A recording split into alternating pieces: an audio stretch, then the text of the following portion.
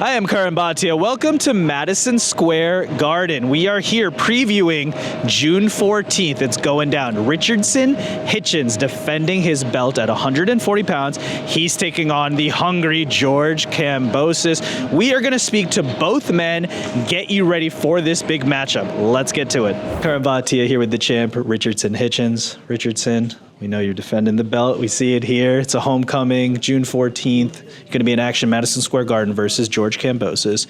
We heard you in the press conference. Feel like you're champion, you're undefeated, but you're still not getting the respect that you feel like you deserve. And I'm curious, why do you feel that way? I just feel like, it took a little minute for me to get on the scene, compared to a lot of the fighters that kind of had opportunities before me. So I think, everything works in God's plans. I got my opportunity. Won the championship, did the short-term goals that I set out for myself. I made it happen, and I was bringing the championship back to New York because, New York haven't had a champion in so many years, and I'm the guy to finally do it. So I think that I proved myself when it comes to that, but it's boxing, Each and every night you got to go out there and keep proving yourself, keep putting on dominant performance and showing the people why you belong to be rated as among the best in the sport. And you are a champion now at 140.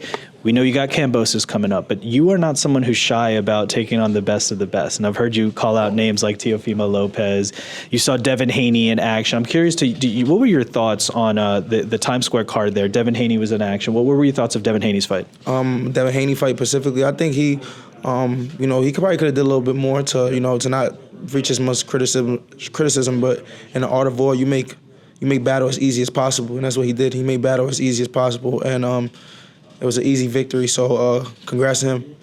And, of course, we know you've talked about Teo in the past. What did you think of Teo's performance? I think he put on a showmanship performance, versus a guy that had a great record, a guy that was building a resume. And Teo just showed that he was levels above the guy, and he did what he's supposed to do. And, yeah.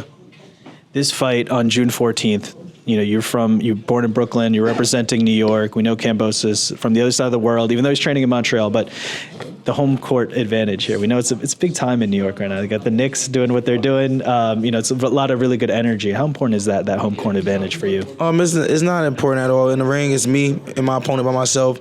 I've been doing this for a minute. The lights shouldn't, do nothing to me. I know I'm one of the best boxers in the sport of boxing, so I'm putting a show for the fans. And George Kambosos is a guy that's been at the top level, won championships, beat top names. So it's gonna be a great night for the fans. Two guys. I'm undefeated. I have my world championship, and George is a former world champion. So this will be a great fight. You spoke earlier about the art of war, right, and getting that victory by any means necessary. We know you're 19-0, 7 knockouts. Part of modern-day boxing is you get the virality of if there's a big moment, a big knockout. So do you feel like, in your mind, is it like you have to get those highlight moments, or can you continue to do what you do, pure boxer, and just dominate opponents? However it comes that night, it's boxing. You can't just go in there and say, I'm going to just move around and box. And people hear boxing, the goal is to hit and don't get hit. That's boxing. That's the sport. Basketball, you get the ball in the hoop, and you don't let your opposite team get their ball in your net. So I'm going to always go out there and hit and don't get hit. That's what I do best. I think that put on a dominant performance, however it comes, that's the most important, whether it's knockout, stoppage victory, or a 12-round beatdown. We've seen you have a lot of those 12-round beatdowns. You've had an evolution to your career in terms of even promoters you've been with. I know you were working with Mayweather in the past. What did you learn in those previous iterations, and why did you decide to make a change in terms of your promoter and people around you? I just felt like me teaming up with my manager Keith Conley and us going with Eddie Hearn was the best thing for my career. It brought structure, it brought vision, and it brought opportunity to my career. And from day one, as soon as I got with Eddie, I knew when I was fighting, who was next, what was next on the table, what was the next possibilities, was it a main event, how much, this, that. And I think with Mayweather Promotion, I wasn't getting that, so I wasn't happy. And with Eddie Hearn, one of the best promoters in the sport, if not the best promoter, he made it happen. He helped make my dream come true, along with the best manager in the world, which is Keith Conley. And that was all in God's plans. And the next step on that journey is June 14th versus Kambosos. How do you feel like the fight is going to play out? Decision, knockout, what's going to happen on June 14th? I think it's going to be a dominant victory. They're trying to say the pressure's on me because it's my homecoming. Nah, the pressure is always on me. You know, I'm undefeated. I have a world championship. That's pressure in its own. Any place, any situation. This guy has nothing to lose. 3 losses. You know, shitty victories, and you know. So with me, it's always going out there trying to outdo my stablemates, the Teofimos, the Devin Haynes, the Shakur. So yeah, it's going out there and putting on a great performance. So I don't know how it's gonna play out, but it's gonna be a dominant performance, and I definitely want the people talking after the fight and give him something new to talk about. Who's the next guy? And then we do this all over again. And finally, giving the people something to talk about. We talked about Madison Square Garden, the energy with the Knicks, of course, doing their thing. This is a big moment for New York, and obviously you're representing New York. What would be your final message to? Oh, wait, here we go. This is what I'm talking about. All right, here we go. See this #1, Hitchins. So my energy for the summer, I think we're doing great. You know, it's New York City summer. Summer's right around the corner. It's hot. Playoffs is going on right now. I wish the Knicks nothing but, you know, success. I know they're gonna do their thing.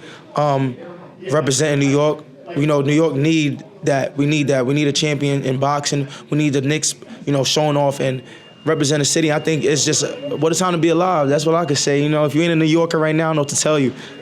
You're a motivated, scrappy fighter. The Knicks, motivated, scrappy team. Can the Knicks go all the way this year? The Knicks can go all the way. Tell you why? Because they from New York.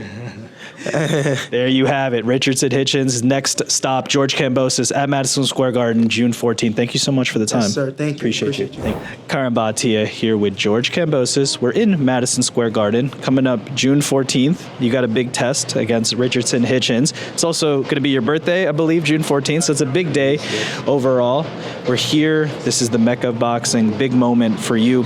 You said something interesting in the press conference. You said, I'm a different type of person. You're a different type of mentality. So I'm sure you embody that, but what does that mean to you? What makes you different? I come to fight. You know, I'm a warrior. You know, I'm prepared to die inside that ring, to give everything I can as a fighter, as a warrior. Yeah, I might get hurt, but I'll keep coming. I might get cut up, but I'll keep coming. So for Hitchins, he'll be able to find himself in that fight. I'm going to take him to a place he's never been before, into deep, deep water, and I feel that I have the edge. I feel that, you know, overall, I'm the better fighter. I'll win this fight. We're going to find out June 14th. Now, I know that leading up to the Teofimo fight, you talked about how Teo was everywhere. You were training in the dark. That's what you said, right? And obviously that showed up on fight night. Same mentality going into this fight with Hitchins? Same mentality. You know, for me, I am in Montreal. I'm sacrificing away from my kids and family. I am extremely focused and doing whatever it takes to win this fight. You know, I wouldn't be sacrificing so much and away from you know, the good life of Australia. I've been so well known and having that family life and accessible to the toys and whatever I want, if I wasn't given 110% to win this fight and didn't believe in winning this fight. So, yeah, June 14th is going to be a good day. Speaking of sacrifice, there was talks that in your preparation for the Haney rematch, you were so focused you were sleeping at the gym on a mattress. Yeah. And I don't know if that's true or not, but if it is, that just shows a little bit about your sacrifice. What is it about you that you can just go to that next level of sacrifice for these big events? Yeah, look, you're fighting for the pinnacle of the sport, becoming a world champion, and for me to become world champion again, you know, this is my 6th world title fight. I've been there, I've done it. I felt the wins, I felt the losses, I felt the mega fights, I felt walking in front of a hostile crowd, I felt walking in front of 45,000 fans that love me. You know, I felt it all. And that's experience and character that you can't buy. You need to earn that, and he hasn't earned that yet.